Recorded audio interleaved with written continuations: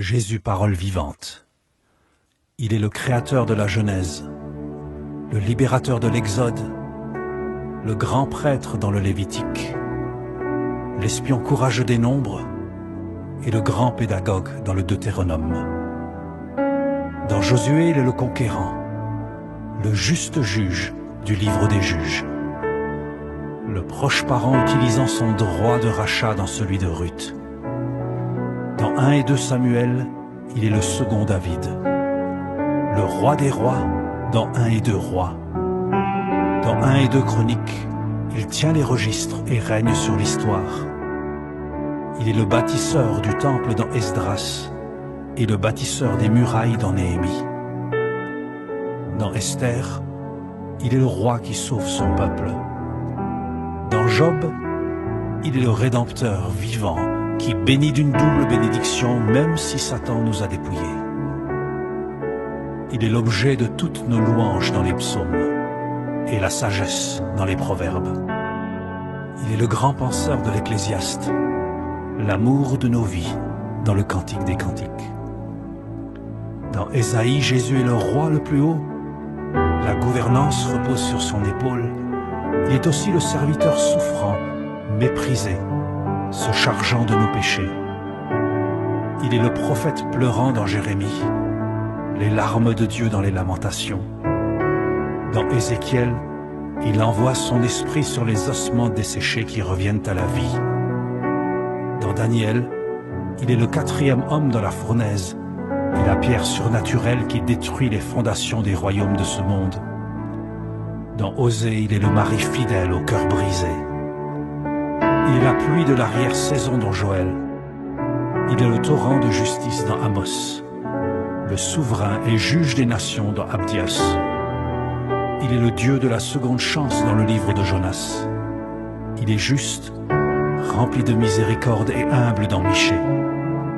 Dans Nahum, il est la colère et la consolation de Dieu.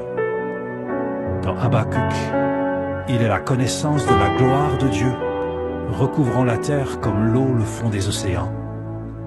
Dans Zophonie, il chante et danse de joie pour nous. Il est la gloire manifestée avec puissance dans Agé. Il est celui qui dit « Ce n'est ni par force, ni par puissance, mais par mon esprit » dans Zacharie. Dans Malachie, il est celui qui ramène le cœur des pères à leurs fils et le cœur des fils à leurs pères. Dans Matthieu, il est le Messie d'Israël. Dans Marc, il est la bonne nouvelle, celui qui guérit, chasse les démons et opère des miracles. Il est le Fils de l'homme dans Luc et le Fils de Dieu dans Jean. Il est le bâtisseur de l'Église dans les Actes, la justification par la foi dans les Romains. Dans 1 Corinthiens, il distribue les charismes et célèbre l'excellence de l'amour agapé. Dans 2 Corinthiens, il est le véritable apôtre, payant le prix pour l'annonce de l'Évangile. Dans les Galates, il est le fruit de l'Esprit, celui en qui il n'y a ni juif, ni grec, ni esclave, ni libre, ni homme, ni femme. Dans Éphésiens, il équipe son Église des ministères et nous revêt de l'armure de Dieu. Dans Philippiens, il est le serviteur qui a quitté la gloire du Père pour revêtir notre humanité. À son nom, tout genou fléchira dans le ciel et sur la terre. Dans les Colossiens, il est celui qui nous a délivrés de la puissance des ténèbres pour nous transporter dans son royaume. Dans 1 Thessaloniciens, il est l'évangile prêché par la puissance du Saint-Esprit. Dans 2 Thessaloniciens, il est le roi qui revient, revêtu de gloire et de majesté. Dans 1 Timothée, il est le seul médiateur entre Dieu et les hommes. Dans 2 Timothée, il est le maître qui forme ses disciples, qui à leur tour en formeront d'autres.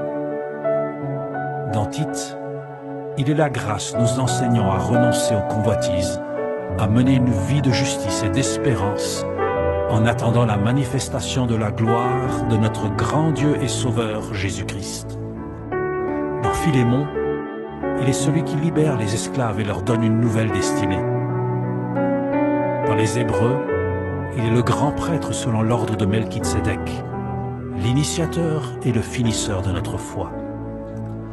Dans l'épître de Jacques, il est l'auteur des bonnes œuvres qui accompagnent notre foi. Dans 1 Pierre, il est l'agneau sans défaut qui nous rachète de la vaine manière de vivre héritée de nos pères. Il est aussi notre joie dans l'épreuve. Dans 2 Pierre, il est le Seigneur qui ne tarde pas dans l'accomplissement de ses promesses, usant de patience afin qu'aucun ne périsse, mais que tous arrivent à la repentance. Dans 1 Jean, il est notre pardon si nous confessons nos péchés. Dans 2 Jean, il nous donne son enseignement pour nous garder des séducteurs.